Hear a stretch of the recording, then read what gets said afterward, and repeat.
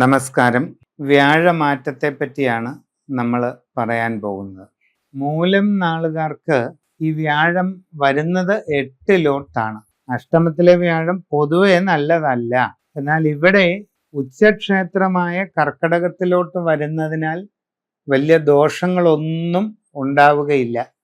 പകരം ഗുണങ്ങൾ അനുഭവപ്പെടും. സാമ്പത്തിക പുരോഗതി ലഭിക്കും. തൊഴിൽപരമായിട്ട് നല്ല മാറ്റങ്ങൾ ഉണ്ടാകും. ആഗ്രഹിക്കുന്ന രീതിയിൽ ജോലിയിൽ വളരെ നല്ല മാറ്റങ്ങൾ ഉണ്ടാകുന്നതായിട്ട് കാണുന്നുണ്ട്. ദീർഘകാലമായി ആഗ്രഹിക്കുന്നത് നടക്കും.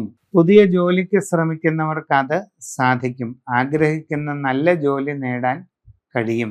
വിവിധ മേഖലകളിൽ സ്വന്തമായി തൊഴിലുകൾ ചെയ്തുകൊണ്ടിരിക്കുന്നവർക്ക് പുരോഗതി ഉണ്ടാകും. നിങ്ങളുടെ കർമ്മ മേഖലയെ ഉയർത്തിക്കൊണ്ടുവരാൻ നിങ്ങൾക്ക് കഴിയും. സാമ്പത്തികമായിട്ട് വളരെ നേട്ടങ്ങളും പുരോഗതിയും നിങ്ങൾക്ക് ഉണ്ടാകുന്നതാണ്. കച്ചവട രംഗത്ത് വളരെ പ്രയോജനം ഉണ്ടാകും. സാമ്പത്തികമായി വളരെ നേട്ടങ്ങൾ കൈവരിക്കും. നൂതനമായ സംരംഭങ്ങൾ തുടങ്ങുന്നതിലൂടെ നിങ്ങളുടെ കച്ചവട മേഖലയെ വിപുലീകരിക്കാൻ നിങ്ങൾക്ക് കഴിയും. വിപുലമായ തോതിൽ ബിസിനസ് ചെയ്യുന്നതിലൂടെ എല്ലാ വിധത്തിലും വളർച്ച കൈവരിക്കുകയാണ്. വിവാഹ ആലോചനകൾ അധികം വൈകാതെ നടപ്പിലാകുന്നതാണ്. കുടുംബത്തിൽ സ്വസ്ഥതയും സന്തോഷവും ലഭിക്കും. സന്താനങ്ങളുടെ ഉയർച്ചയിൽ സന്തോഷിക്കുന്നതാണ്. സാമ്പത്തികമായി അവർക്ക് നല്ല പുരോഗതി ഉണ്ടാകുന്നതാണ്. ആഗ്രഹിക്കുന്നത് പോലെയുള്ള നേട്ടങ്ങൾ കൈവരിക്കാനായിട്ട് സാധിക്കുന്നതാണ്.